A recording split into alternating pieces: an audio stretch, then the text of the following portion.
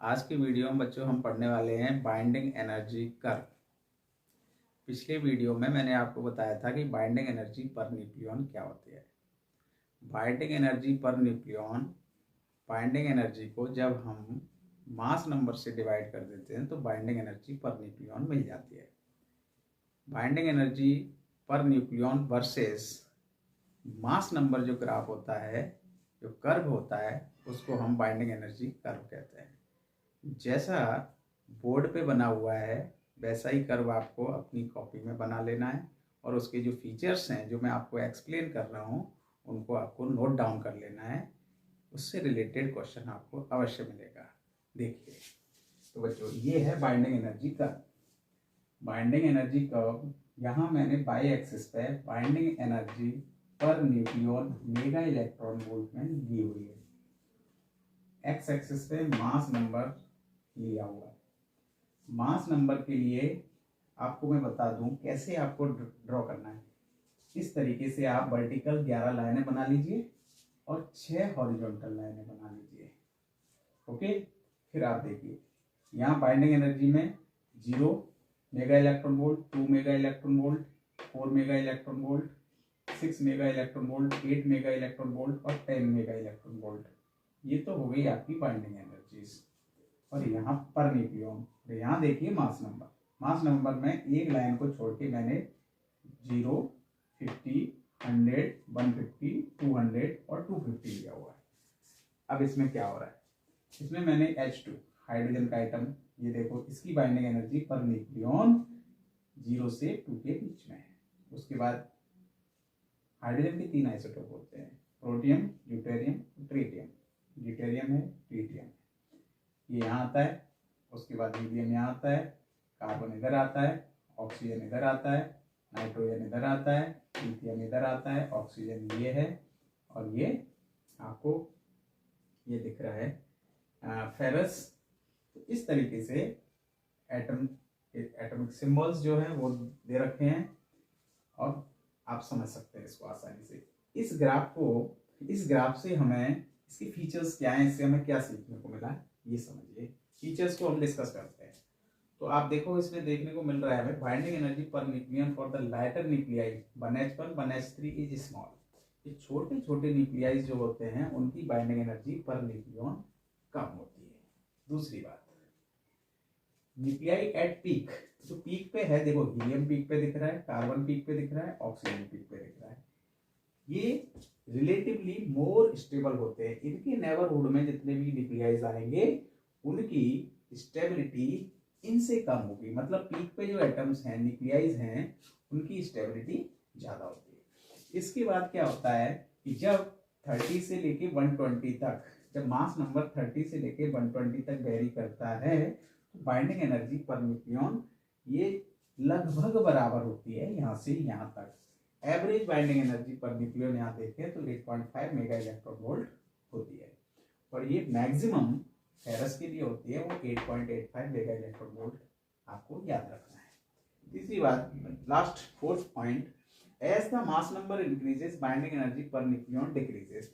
इसके बाद 130 120 के बाद जब मास नंबर फर्दर इंक्रीज करता है तो बाइंडिंग एनर्जी पर न्यूक्लियन फिर से कम होने लगती है।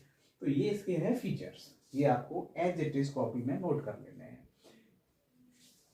तो बच्चों, बाइंडिंग एनर्जी कर्व पढ़ने के बाद हमने इसके फीचर्स देख लिए, फिर इसका कंक्लूजन क्या निकलता है, हम इस कर्व को पढ़ते क्यों।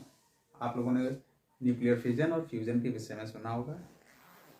अब यहाँ से समझिए न्यूक्लियर फिजन और फ्यूजन की फिनोमेना क्यों होता है। देखो, पहला कंक्लूजन हमें ये मिल रहा है, अ वेरी हैवी न्यूक्लियस, एक हैवी न्यूक्लियस है जिसका मास नंबर 240 है, तो उसकी जो बाइंडिंग एनर्जी पर न्यूक्लियन है वो बहुत कम होगी।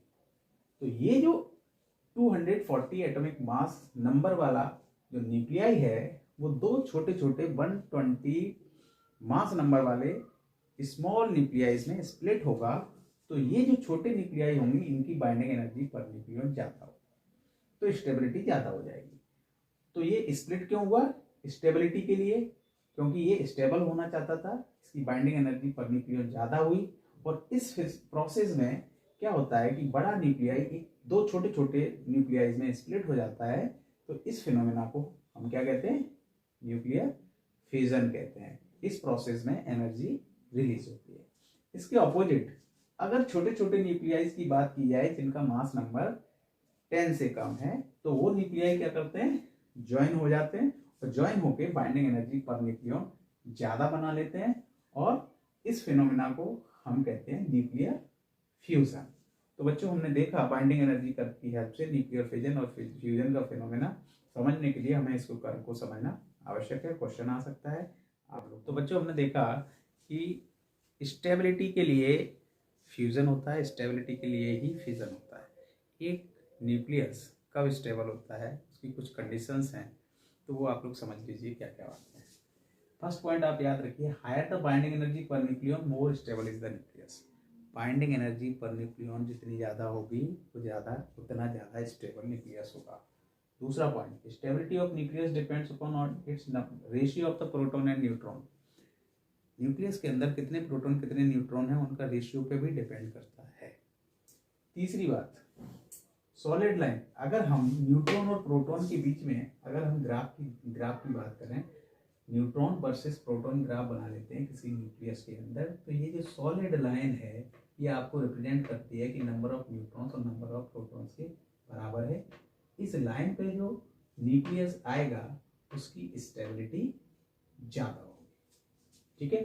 Heavy nucleus are stable when the number of neutrons are more than the number of protons. जैसा कि देखो न्यूक्लियस के अंदर नंबर ऑफ प्रोटॉन्स जिन पे कोई पॉजिटिव चार्ज होता है, नंबर ऑफ न्यूट्रॉन्स पे कोई चार्ज नहीं होता है, तो नंबर ऑफ न्यूट्रॉन्स जो होंगे उनकी संख्या जब ज़्यादा होगी तो स्टेबिलिटी ज़्यादा होगी, क्योंकि रिपल्सन का फोर्स कम लगेगा, तो न्यूक्लियस की स्टेबिलिटी ज़्यादा होने की प्रोबेबिलिटी होती है।